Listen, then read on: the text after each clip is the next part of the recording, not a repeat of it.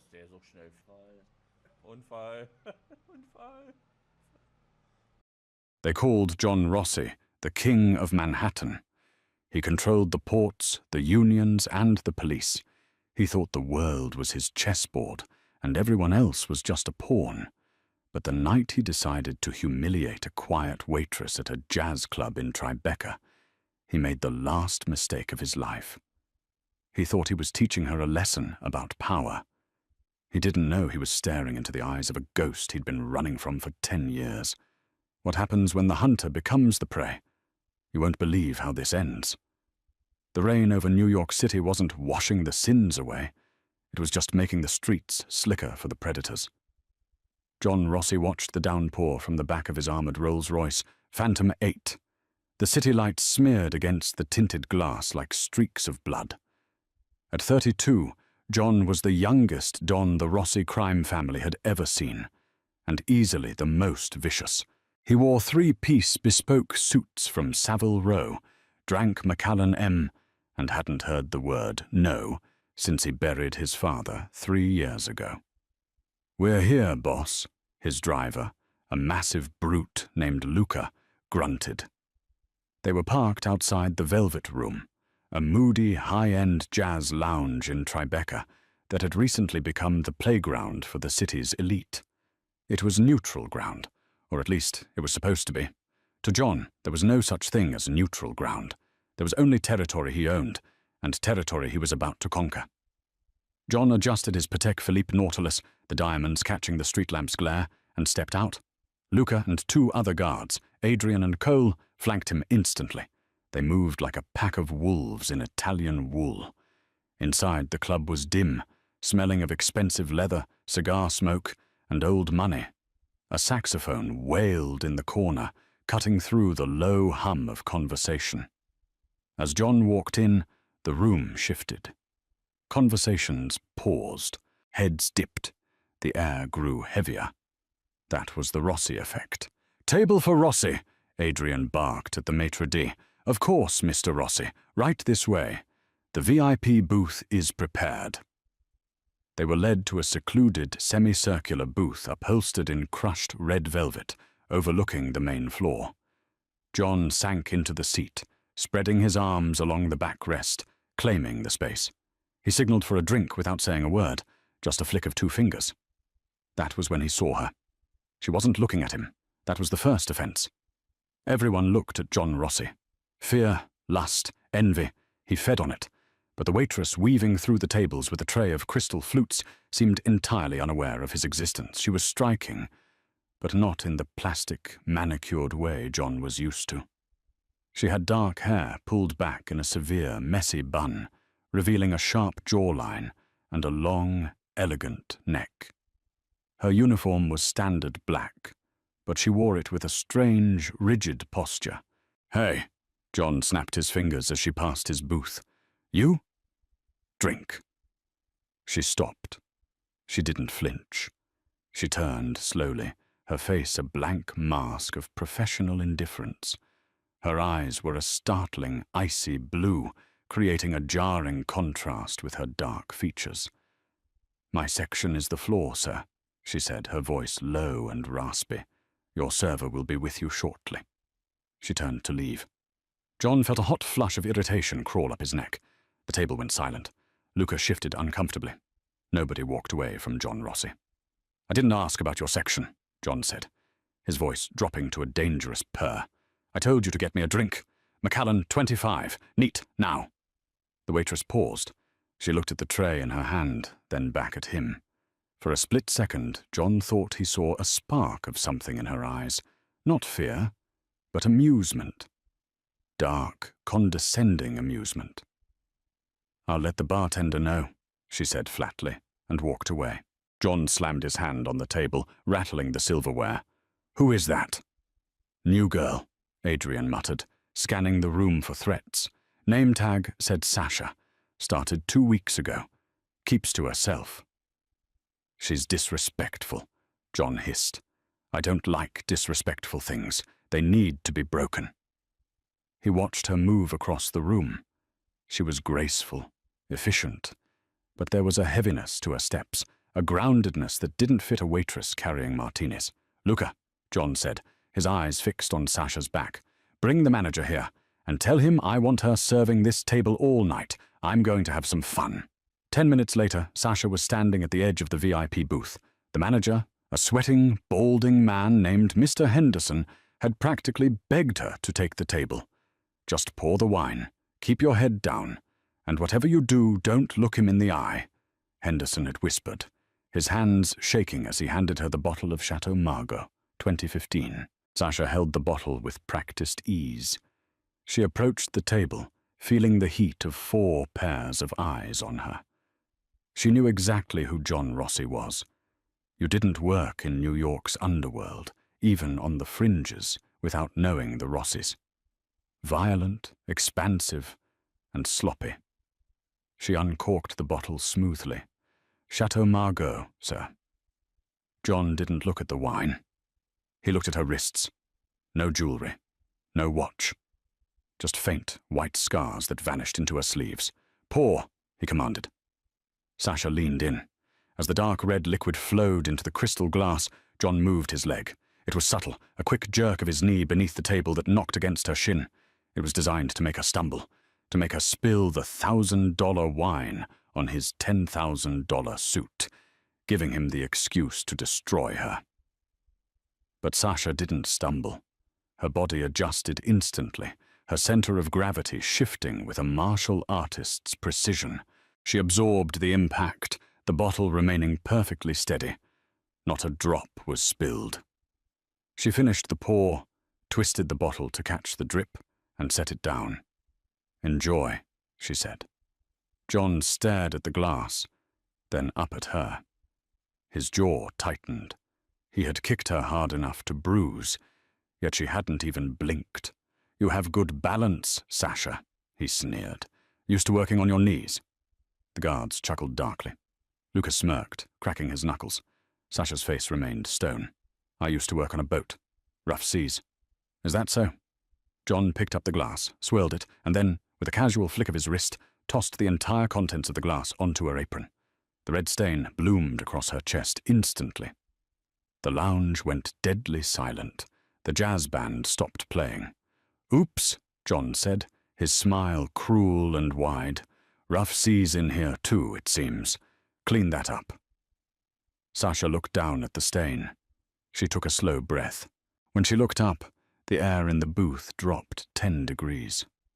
"That's a waste of a good vintage," she said softly.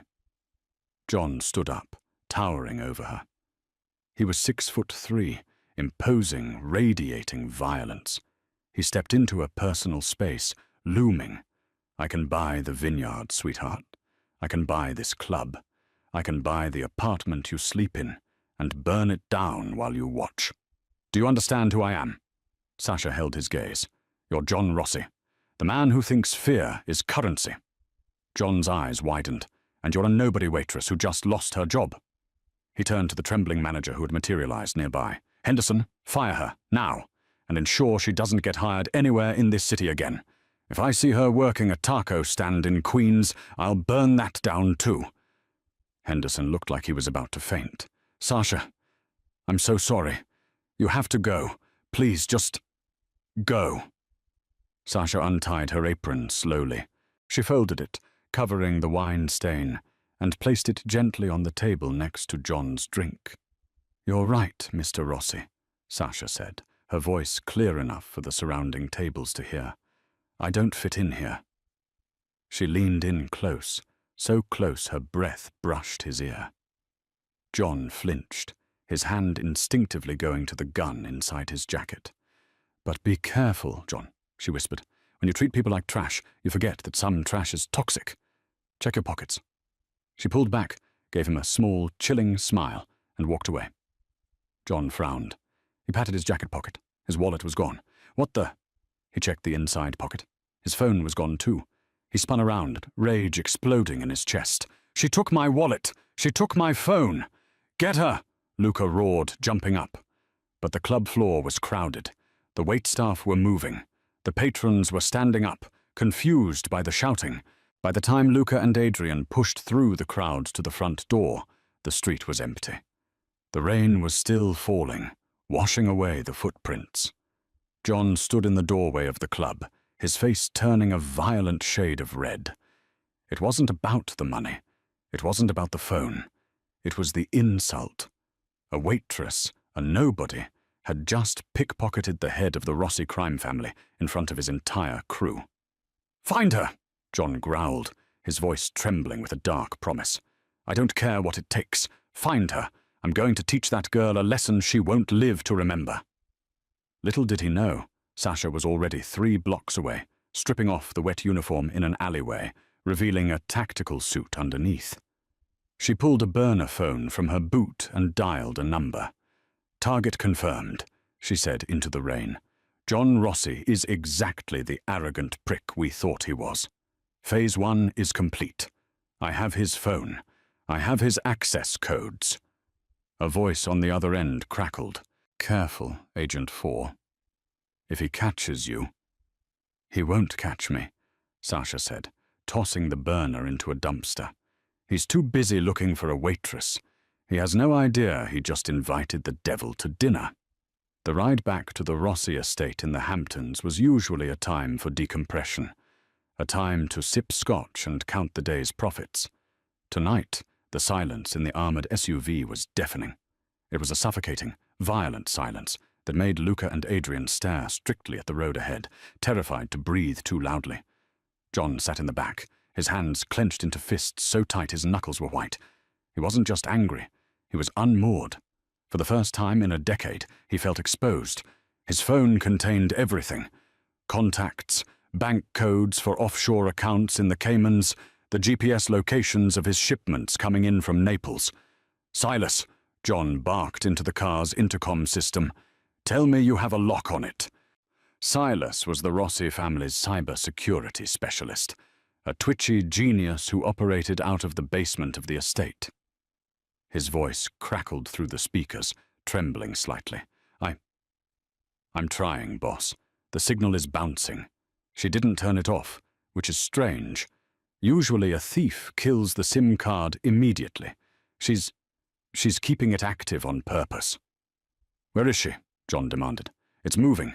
Southbound on the FDR drive. Wait, it stopped. It's stationary. Hell's Kitchen. Specifically an old industrial block on West 47th. "Hell's Kitchen," John muttered. "Appropriate." He looked at Luca. "Turn the car around. We aren't going home. We're going hunting." "Boss," Luca said cautiously, "it could be a trap. If she has the phone active, she wants us to come." "I know she wants me to come," John said, a cold, predatory smile touching his lips. "And I'm going to oblige her. Call the cleanup crew. I want that building surrounded. Nobody comes out unless they're in a body bag." They arrived at the location 40 minutes later. It was a derelict boxing gym called the Iron Canvas. The windows were boarded up with plywood, and the neon sign flickered with a dying buzz, OEN 24 HURS. The rain had turned into a torrential downpour. John stepped out of the car, ignoring the umbrella Adrian offered. He wanted the cold. It sharpened his senses. He drew his custom Beretta 92 FS Inox, checking the chamber. "Stay at the perimeter," John ordered his men. "Luca, you're with me. Adrian, watch the back exit." John kicked the front door open. It gave way with a rusted screech. Inside, the gym smelled of stale sweat, old leather, and bleach. Shadows clung to the corners of the room. In the center, a single boxing ring was illuminated by a solitary hanging bulb that swayed gently in the draft, casting moving shadows across the canvas. And there, sitting perfectly in the center of the ring on a wooden stool, was his phone. John approached slowly, his gun raised. The silence was heavy, oppressive. He scanned the rafters, the locker room doors, the piles of old gym mats. Nothing. He holstered his gun and stepped through the ropes. He picked up the phone. It was unlocked. On the screen was a video playing on a loop. It was footage from inside the jazz club, taken from a security camera angle that shouldn't have been accessible. It showed John tripping Sasha. It showed him pouring the wine on her. But then the video zoomed in on Sasha's face. In slow motion, as the wine hit her, she wasn't flinching. She was calculating. The video froze on her eyes. Text appeared on the screen in bold red letters. Lesson 1. Arrogance blinds you. Suddenly the phone rang in his hand. Caller ID. Unknown. John swiped answer. You think this is a game? It is a game, John. Sasha's voice came through, clear and calm. But you're losing. Where are you? He growled, spinning around, scanning the darkness of the gym. I'm close enough to smell that expensive cologne you wear to cover the scent of blood, she said. I checked your files, by the way. The shipment coming into Port Newark tonight, the one with the olive oil.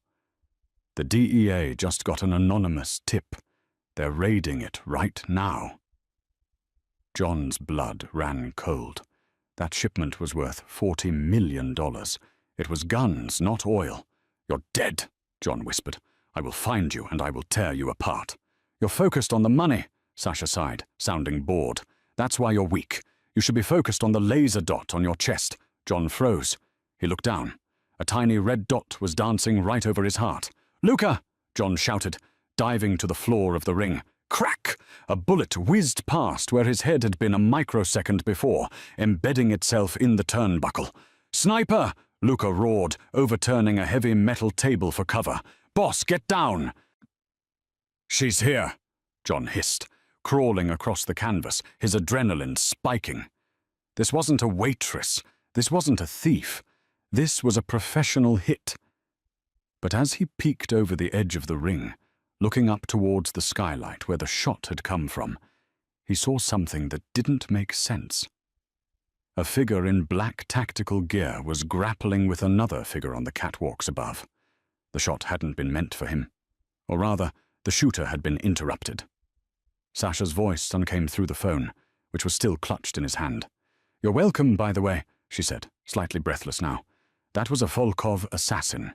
Seems I'm not the only one who hates you.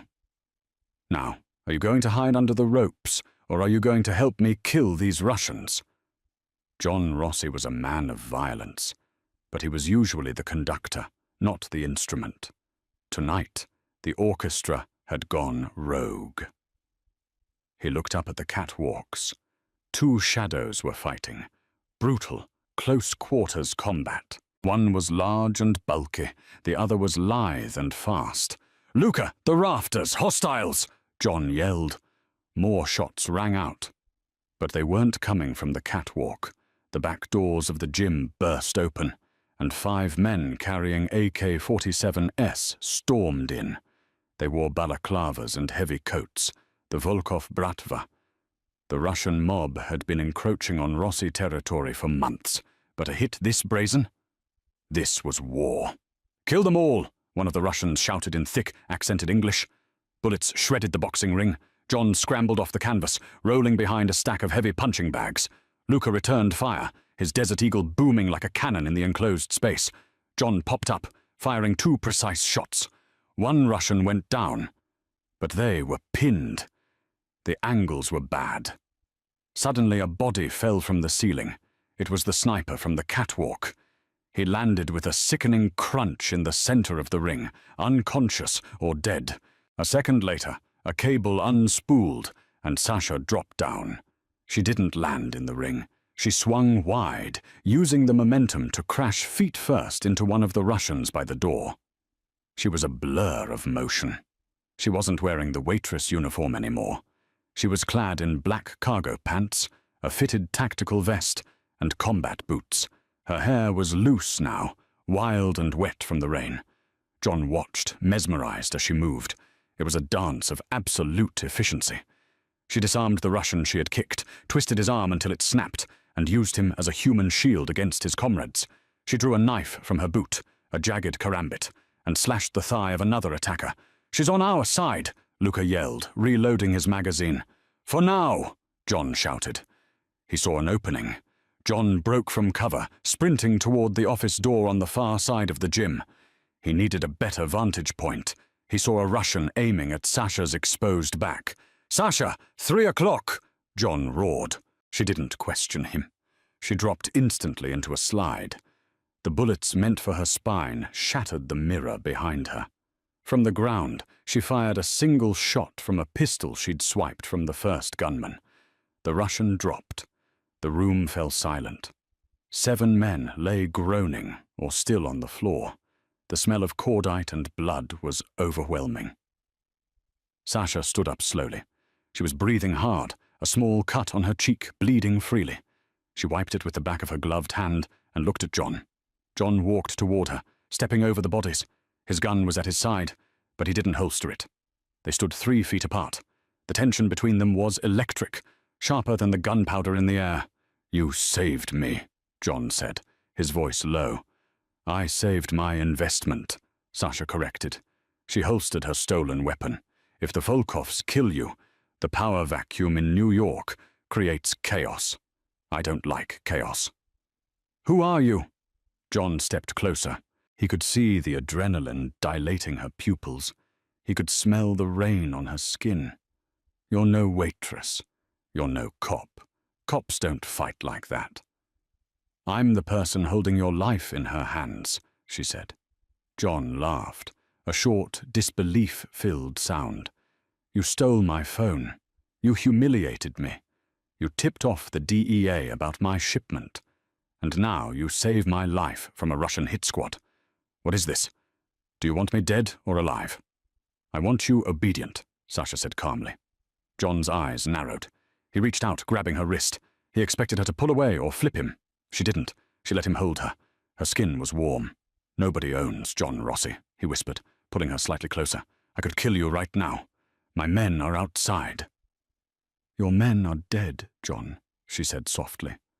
John froze. "What?" "The Volkovs didn't just come with 5 guys. They hit your perimeter first. Luca and I are the only ones left standing in here. Take a look." John looked towards the front entrance. Through the broken door, he could see the bodies of Adrian and Cole lying in the rain. A cold pit opened in his stomach. He was alone. Alone with a woman who was infinitely more dangerous than he had realized. "Why?" John asked, his voice raw. "Why help me?" Sasha stepped in, closing the gap. She was shorter than him, but she felt like the giant in the room.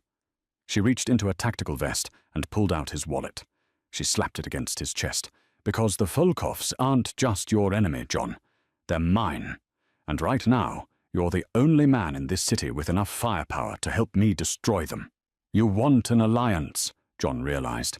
The absurdity of it hit him. A waitress proposing a partnership with a Mafia don. "I want a weapon," she corrected. "You want your city back. The Volkovs are moving a nuclear trigger through the port in 3 days. That's what they were clearing the way for. That's why they wanted you dead tonight." "A nuke?" John stepped back. "We run drugs, gambling, prostitution. We don't do terrorism." "They do," Sasha said grimly. "I'm an independent contractor, former MI6.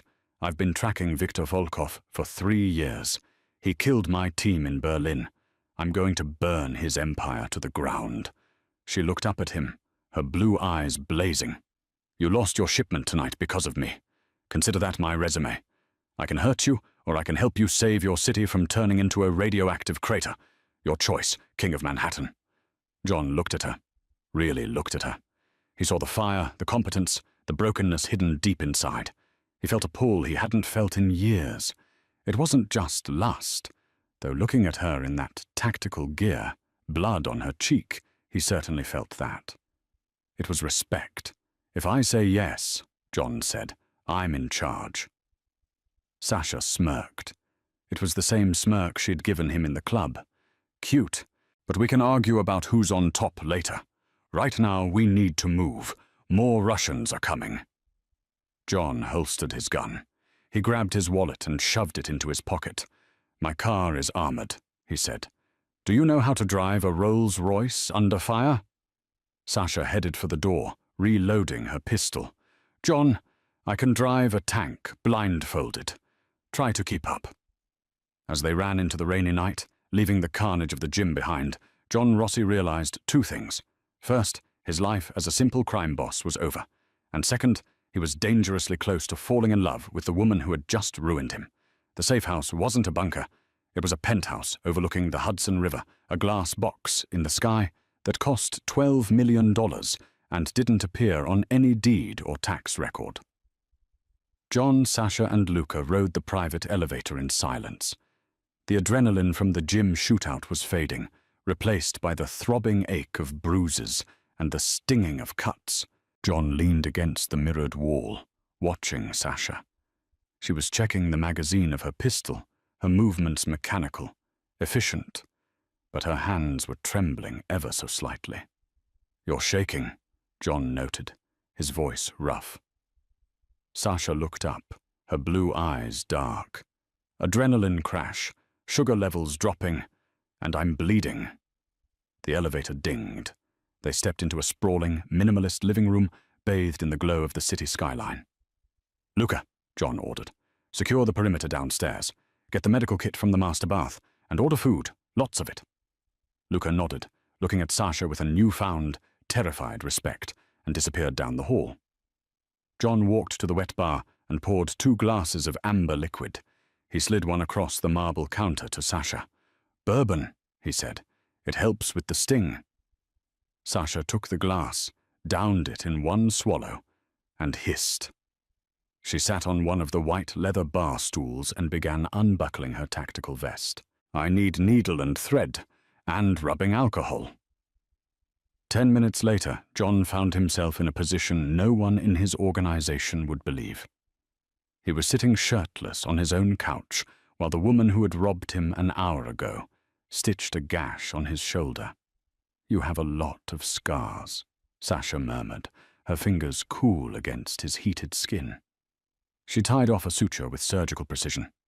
"Hazards of the trade," John grunted, watching her face. She was focused, her guard down just an inch. "You have a few yourself?" He gestured to a jagged white line running down her collarbone, visible where her tactical shirt was torn. Sasha paused. She touched the scar absently. "Berlin, 3 years ago, the night Volkov killed my team." John shifted, turning to face her. "Tell me." Sasha sighed, pouring alcohol onto a cotton pad to clean a cut on her own cheek. It was a standard extraction. "We were getting a defector out. Volkov found us. He didn't just kill them, John. He hunted them. He laughed while he did it. He put a bullet in my partner's head and left me for dead in a burning warehouse." She looked up, and the raw vulnerability in her eyes slammed into John harder than a bullet.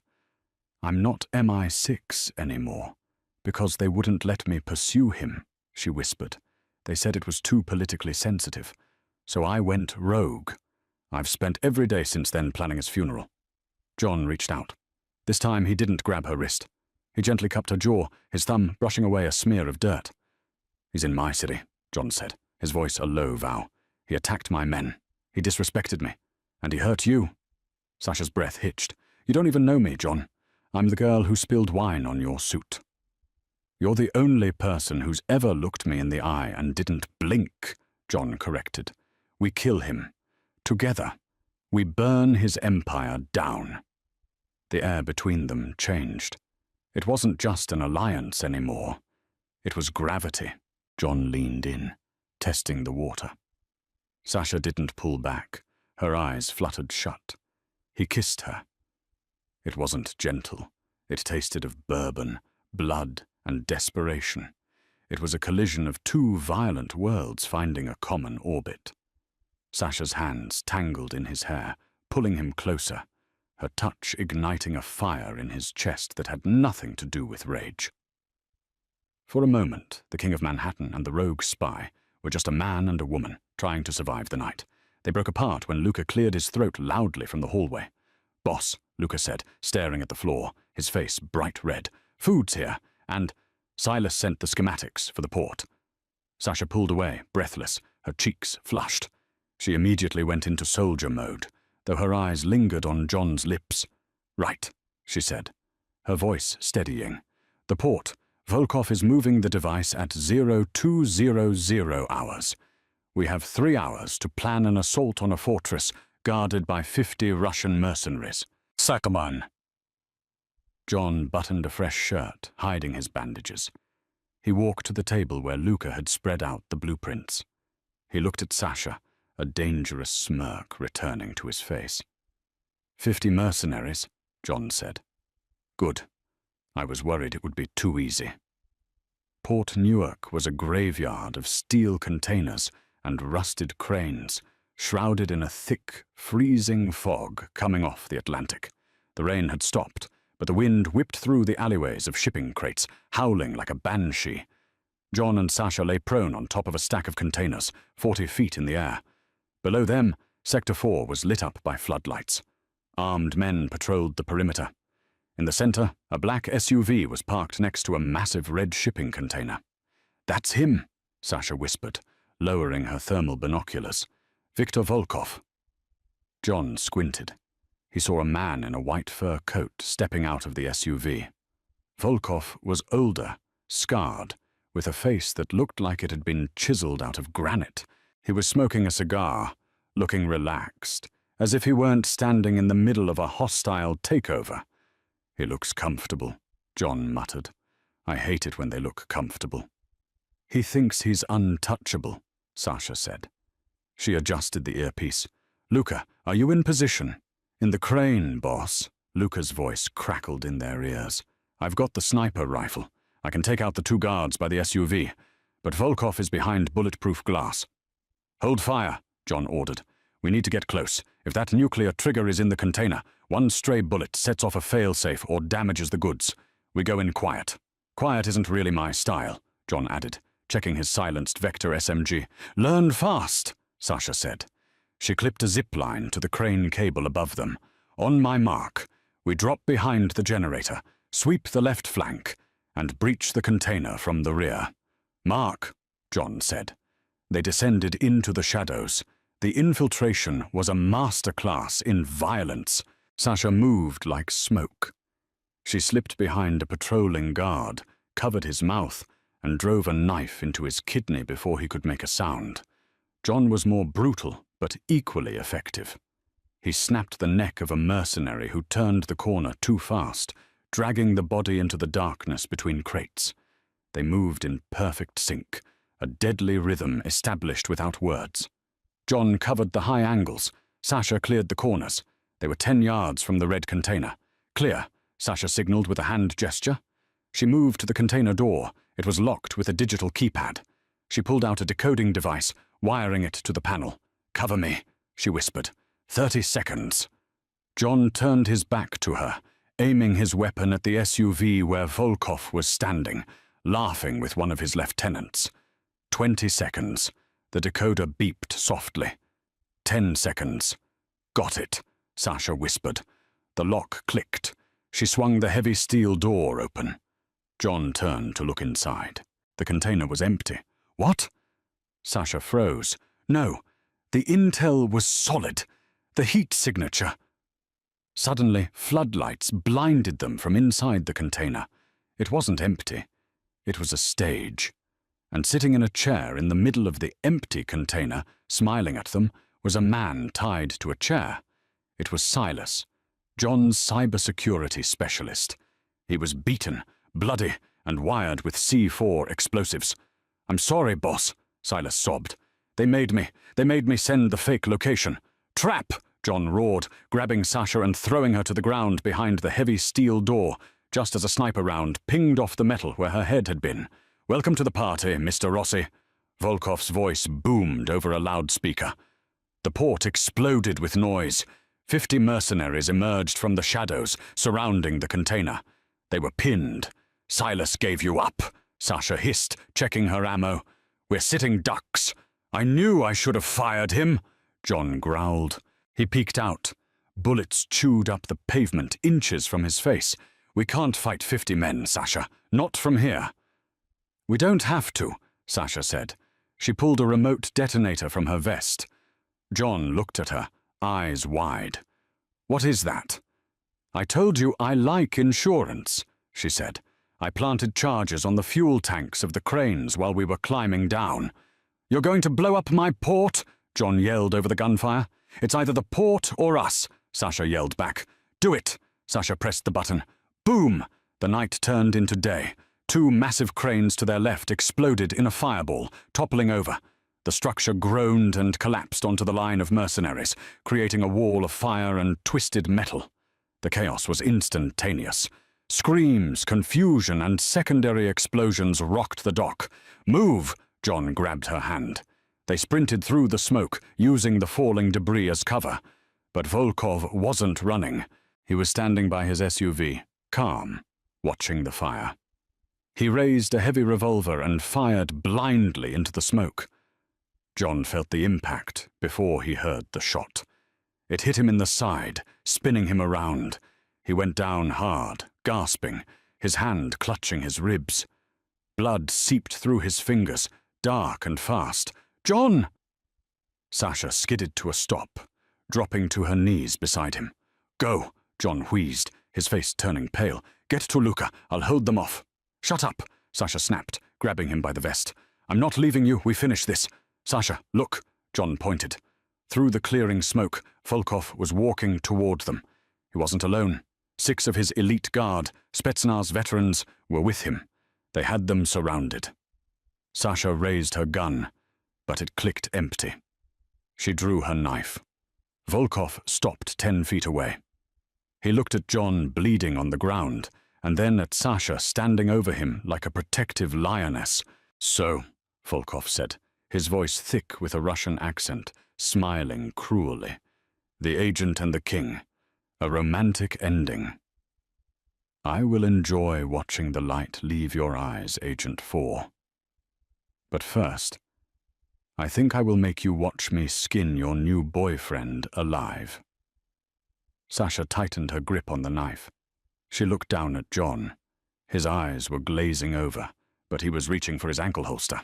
"One chance," John whispered to her, slipping a small flashbang grenade into her hand. "Make it count." Volkov raised his gun, aiming at Sasha's forehead. "Goodbye, little ghost." Sasha pulled the pin. The pin pinged against the asphalt, a tiny sound swallowed by the roaring fires of the collapsed cranes. Volkov saw the small metal cylinder in Sasha's hand a fraction of a second too late. His eyes, predatory and arrogant, widened in realization. But the instinct to shield himself lagged behind the speed of the fuse. "Close your eyes!" Sasha screamed, throwing the flashbang at the feet of the Spetsnaz elite. Bang! It wasn't just a noise, it was a physical blow. A sphere of magnesium-white light, brighter than the sun, detonated in the center of the docks. It shredded the darkness, searing the retinas of anyone foolish enough to be looking. Volkov and his 6 guards howled, stumbling back. The disorientation was total. Their inner ears scrambled by the concussive blast. They flailed blindly, their rifles swinging uselessly in the smoke. But Sasha had already moved. She was a phantom in the haze, her eyes squeezed shut until the moment of detonation passed. Now, she opened them to a chaotic grey world. John, bleeding and grounded, was far from helpless. As the guards staggered, clutching their faces, he rolled onto his back. He didn't have the strength to stand, but his aim was steady. He raised the compact Glock, 26 he'd pulled from his ankle holster. Pop, pop, pop. 3 precise shots cut through the smoke. 3 guards dropped, their chests erupting in red mist before they even realized they were targets. "Luca, now!" Sasha yelled into her comms as she sprinted forward. She didn't run for cover. She ran straight at the devil. Volkov was disoriented, rubbing his eyes with his left hand, his massive revolver waving dangerously in his right. He was blinking rapidly, tears streaming down his face, trying to clear his vision. Sasha hit him like a freight train. She didn't have his size, but she had velocity. She slammed her shoulder into his solar plexus, driving the air from his lungs. They crashed onto the wet, oil-slicked pavement, a tangle of limbs and fury. Volkov's gun skittered away into the darkness. He roared, a primal, animalistic sound, and swung a backhand blindly. His fist, the size of a sledgehammer, connected with the side of Sasha's head. The world spun. Sasha tasted copper. She was thrown backward, rolling to a stop near the edge of the wharf. Her vision swam, black spots dancing in her eyes. "You think you can blind me?" Volkov spat, scrambling to his feet. He was blinking the spots away, his vision returning. He drew a serrated combat knife from his belt. "I have fought in Chechnya. I have fought in the Gulag. You are nothing but a broken little girl playing soldier." He lunged. Sasha forced her body to move. She didn't retreat. She pivoted. As Volkov slashed downward, aiming to carve her open from shoulder to hip, she stepped inside his guard. It was a move of suicidal bravery. She caught his wrist with both hands, twisting her hips to use his own momentum against him. But Volkov was immensely strong. He didn't flip. He locked his arm, halting her throw, and slammed his forehead into her nose. Crack! Blood poured down Sasha's face. She stumbled back, gasping. "Berlin," Volkov taunted, stepping closer, the knife weaving patterns in the air. "I remember now. Your team. They cried for their mothers. I will make sure you cry for yours." John watched from 20 feet away, his vision graying out. He tried to lift his gun, but his hand was shaking uncontrollably. The loss of blood was shutting him down. "Sasha," he croaked, the sound barely a whisper. Sasha wiped the blood from her eyes. She saw John fading. She saw the monster in front of her, and something inside her, the cold, calculated part of her that MI6 had tried to bury, snapped back into place. "They didn't cry," Sasha said, her voice eerily calm amidst the burning chaos. She reached into her boot and pulled out her own blade, a curved karambit. "They fought, and so do I." She didn't wait for him this time. She attacked. It was a flurry of steel. Volkov slashed. Sasha parried. Sparks flew as the knives ground against each other. She was faster, slicing his forearm, his thigh, his cheek. He was stronger, forcing her back, his blade grazing her ribs, cutting through the tactical fabric. Volkov cornered her against a shipping container. He raised his knife for a killing thrust, a cruel smile stretching his bloody face. "Die, little ghost." Thwack. The sound was wet and heavy. Volkov froze. His eyes went wide. His knife hand dropped, useless. A high-caliber bullet had punched clean through his right shoulder, shattering the joint. High above, in the cab of the swaying crane, Luca racked the bolt of his sniper rifle. "Nobody touches the boss's girl," he muttered. Volkov screamed, dropping the knife, clutching his ruined shoulder. He fell to his knees, his dominance shattered in an instant. Sasha didn't hesitate. She stepped forward, kicking him in the chest, knocking him flat on his back. She stood over him, the fires of the burning port framing her like an avenging angel. She picked up his dropped revolver from the puddle of water. She cocked the hammer. Volkov looked up. The arrogance was gone, replaced by the terrified realization of mortality. He coughed, blood bubbling at his lips. "Wait," he gurgled. "I have money. Codes. I can give you half of Moscow." "I don't want your money, Victor," Sasha said softly. Her blue eyes were harder than diamonds. "I want to silence the ghosts. Please, class is dismissed." Bang! The gunshot echoed across the water, final and absolute. The king of the Russian mob lay still, his reign of terror ended by the waitress he had underestimated. Sasha stood there for a second, the gun hanging loosely in her hand. The adrenaline that had been holding her together evaporated. Her knees buckled, and the world tilted sideways. "Sasha!" The shout was raw, filled with pain. "John!" She dropped the gun and scrambled toward him. He was lying in a pool of blood that looked terrifyingly large in the flickering light. His skin was the color of ash. "John!" she choked out, pressing her hands frantically against the wound in his side. "Stay with me! Look at me!" His eyes were half closed, his breathing shallow and ragged. He reached up, his hand trembling, and touched her face. He smeared blood on her cheek, but neither of them cared. "Did you get him?" John whispered, his voice sounding like gravel. "I got him," she sobbed, tears cutting tracks through the grime on her face. "He's gone. It's over. Just hold on." The roar of an engine cut through the night. The armored Rolls-Royce Phantom smashed through a wooden barricade, drifting sideways and screeching to a halt next to them. The passenger door flew open before the wheels stopped moving. "Boss!" Luca jumped out, his face pale with panic. He grabbed John under the arms, lifting him with brute strength. We have to move. The cops are 2 minutes out. Hospital, Sasha ordered, helping Luca shove John into the back seat. The trauma center in Yonkers. We have a doctor on payroll there. Go! As the car tore away, tires screaming on the asphalt, Sasha climbed into the back with John. She ripped the hem of her tactical shirt, creating a makeshift compression bandage. "Drive faster, Luca!" she screamed toward the front. "I'm doing 110, Luca yelled back, swerving through traffic on the Jersey Turnpike. John's head lolled against the leather seat. He looked at Sasha. She was a mess, bruised, bleeding, terrified, but she was fighting for him with the same ferocity she had used against Volkov. "Hey," he whispered. Sasha looked down, her hands pressing hard on his ribs. "Don't talk. Save your energy." "You're fired," John breathed, a ghost of a smirk touching his lips. Sasha froze, tears spilling over. "What?" "As a waitress," he murmured, his eyes struggling to stay focused on hers. "You're terrible at it. Worst service I've ever had." Sasha let out a wet, choked laugh. "I'll work on my customer service skills." John's hand found hers, squeezing weakly. "No, don't. I like you. Dangerous. As a partner, you're hired." "I accept the position," she whispered, kissing his forehead. "Now please, John, just live." His grip slackened. His eyes slid shut. "John!" Sasha shook him. "John!" The car sped into the night, racing against death itself. 3 weeks later.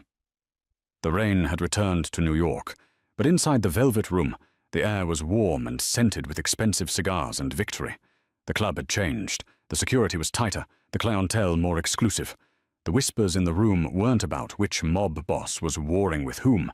They were about the new power that had solidified over the city, a power that didn't just rule the streets, but owned the shadows. The double doors swung open. The conversation in the room died instantly. John Rossi walked in.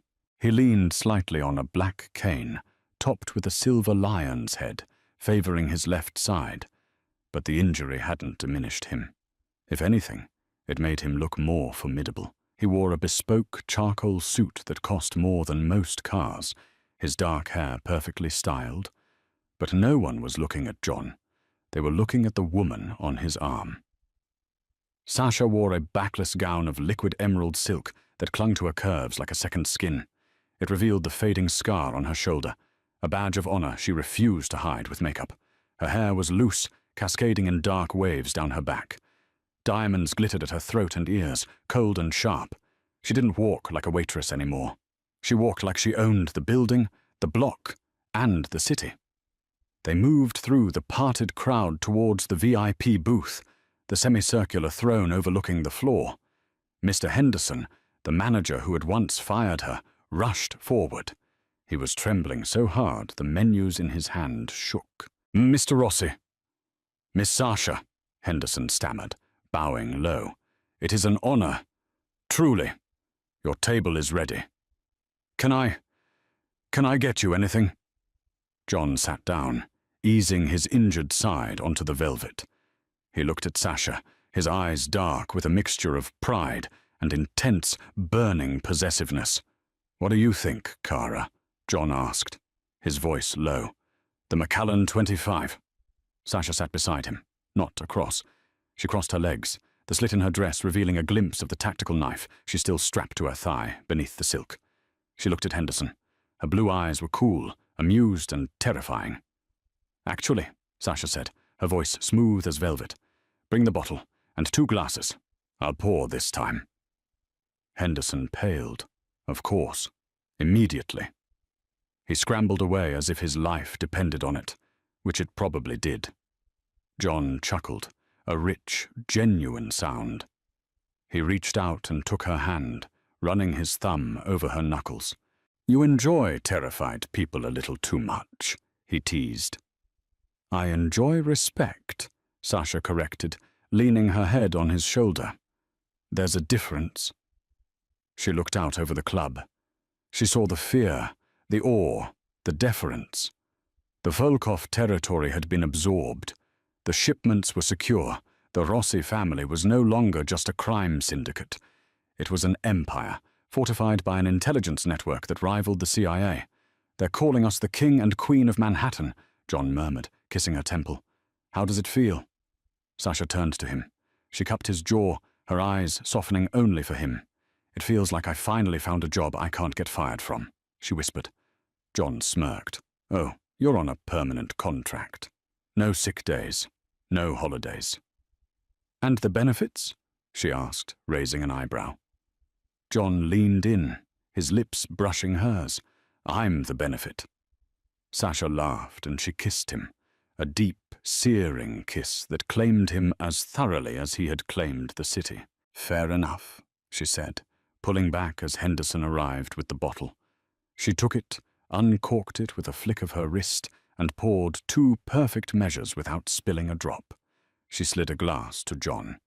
"To the lesson," she said, raising her glass. John clinked his glass against hers. "To the teacher." They drank, watching the room watch them. The waitress had served her final table, but the Queen had just begun her reign. And that is the story of how John Rossi, the most feared man in New York, learned that you never, ever judge a book by its cover, especially when that book is a trained assassin. From spilling wine to spilling blood, Sasha proved that true power isn't about fear. It's about respect. If you enjoyed this twist-filled Mafia romance, make sure to hit that like button. It really helps the channel grow. Did you like Sasha's revenge, or did you think John got off too easy? Let me know in the comments below. And if you haven't already, smash that subscribe button and ring the notification bell so you never miss a story. We drop new dramas every week. Thanks for listening. And remember, be careful who you mess with. You never know who they really are.